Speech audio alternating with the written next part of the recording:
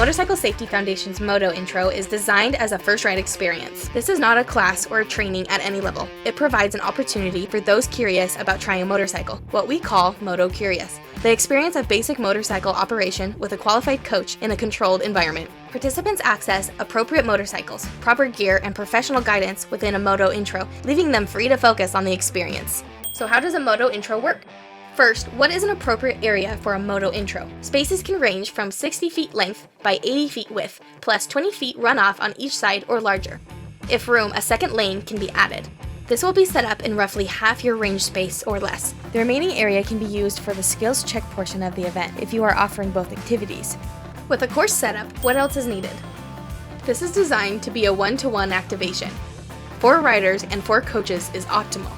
However, 6 riders can be accommodated if space, staffing, and equipment are available. Participants need to first sign in, completing the appropriate waiver, which the MSF supplies. After sign-in, the coach or team member can help the participant select and try on gear. It is helpful to explain the importance of each piece of gear and how to properly put each piece on. Once geared up, head over to the motorcycles. Ideally, a mix of motorcycle styles is preferred. Help participants select an appropriate size motorcycle. With the machine selected, participants should approach the bike on the left side. Put both hands on the grips. Use right hand to reach and squeeze the front brake with all 4 fingers. Swing your right leg up and over to mount the motorcycle. With right foot planted on the ground, use left foot to move the side stand back and up. With both feet planted, lean the bike left, then right. Feel the balance and straighten to upright. Next, explain how the front brake works. Elements such as preventing the bike from moving when mounting, dismounting, providing the majority of stopping power when riding. Squeeze smoothly, index to pinky, and when done braking, put it away, placing all 4 fingers back around the throttle. Once comfortable, move to the throttle. With all 4 fingers around the throttle grip, roll on, towards them, to give gas. Roll off, away from them, to take gas away. Roll on to go, roll off to slow. Let participants practice rolling on fully, then half, then a quarter roll. Now combine the two. Roll on, a quarter roll of throttle, roll off, reach and squeeze the brake, then put it away. Practice this to check for a flat wrist and smooth use. Now the left hand. Reach out and squeeze in the clutch. The clutch lever controls power to the rear wheel. Clutch all the way in removes power. If nervous, too fast, or uncomfortable, squeeze clutch in for 0 power. Put it together. Roll on the gas, let out the clutch, the bike goes. Squeeze in the clutch, removing the power, the bike slows. Explain the friction zone as you would in a formal class setting. With these elements practiced, it is time to start the engine. In MOTO Intros, you can start the engine for them, or have them help with the startup procedure if they seem comfortable. Make sure they squeeze the clutch in all the way before starting the engine. Then tell them, when ready, start your bike.